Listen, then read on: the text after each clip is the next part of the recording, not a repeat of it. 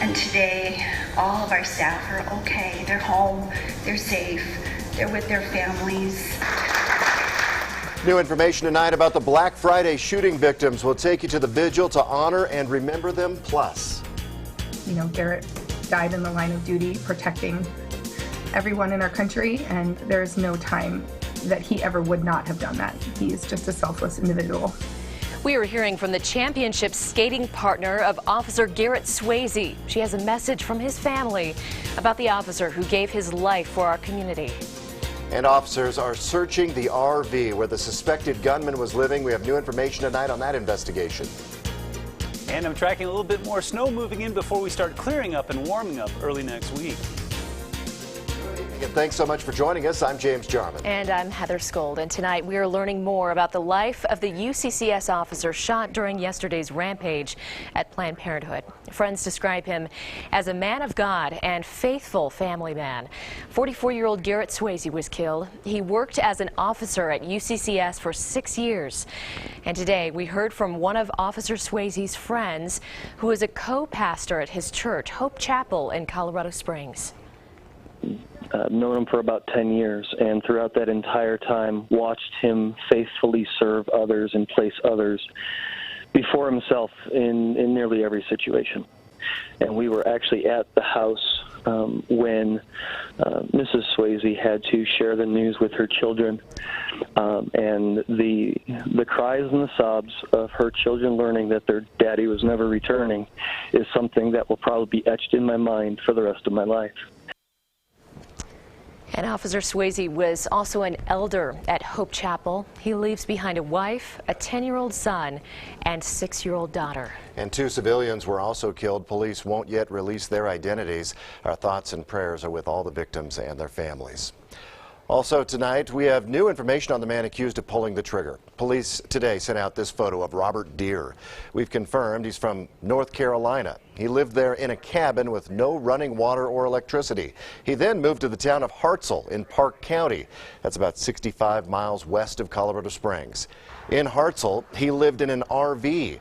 Investigators are out there today searching the RV and his property in Park County. And our news partners in North Carolina talked to his neighbors there. That is the cabin where he lived. They described him as a very strange person. We will also hear from a neighbor in Hartselle who knew the suspect. That is coming up tonight on KRDO News Channel 13 at 10 o'clock. And we do have team coverage tonight on the latest in the Black Friday shooting in Colorado Springs. Reporter Michelle San Miguel was at today's vigil. Yes, she is live near the Planned Parenthood with today's new developments.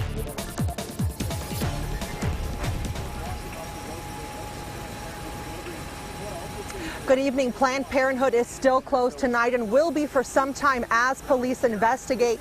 Now, earlier today, I spoke with the president of the local chapter of Planned Parenthood.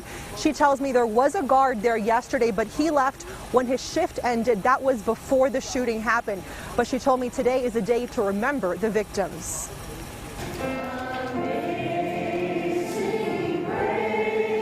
It was standing room only at All Souls Unitarian Universalist Church in Colorado Springs.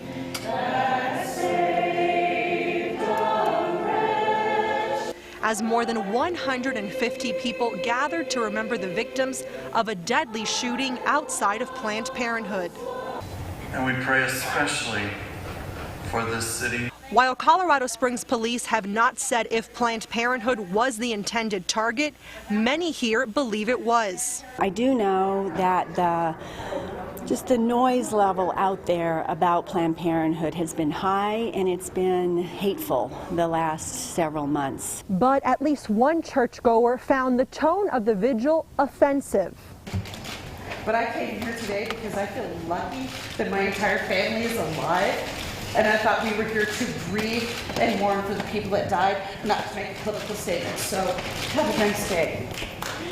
The local Planned Parenthood president says the 15 employees and patients who were inside during the shooting left uninjured. She says when they do reopen, security measures will not change. You know, this is health care. People should not have to walk through metal detectors to go to the doctor.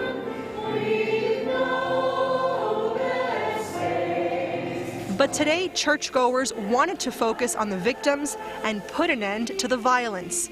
People are feeling like it's okay to target their fellow citizens because they don't believe in a certain value or something else they stand for. More grief as the community heals from 2 mass shootings in less than a month.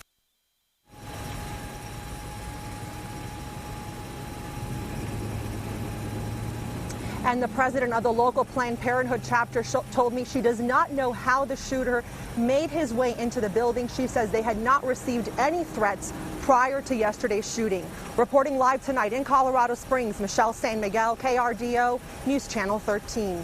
Michelle, thank you. And shoppers who were stranded inside King Soopers for hours yesterday returned to the scene today. Last night, once police cleared the store, the people trapped inside were bused to a nearby area, leaving their cars behind. This morning, they were able to pick them up, many still in shock about the events that unfolded yesterday. You're at one end of the spectrum at one moment. What's going on? Nervous, get some adrenaline flowing, and then at the other end of the spectrum, total boredom, sitting there doing nothing. Frank Watson says he never heard any shots. In fact, people inside the store didn't know much about what was going on outside. Well, meanwhile, the shooting has left more than 12 Colorado Springs police officers on paid administrative leave.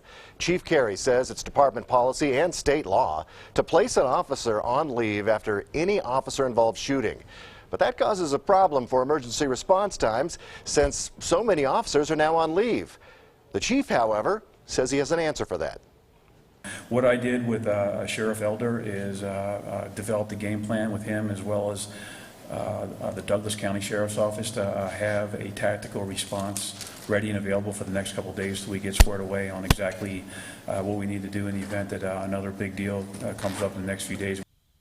Well, currently a joint investigation into the shooting is underway involving Springs Police, the El Paso County Sheriff's Office, Colorado Bureau of Investigation, the ATF, and the FBI. 4 officers who were shot and injured yesterday got a visit from the mayor of Colorado Springs today. John Suthers stopped by Penrose Hospital to visit the recovering officers.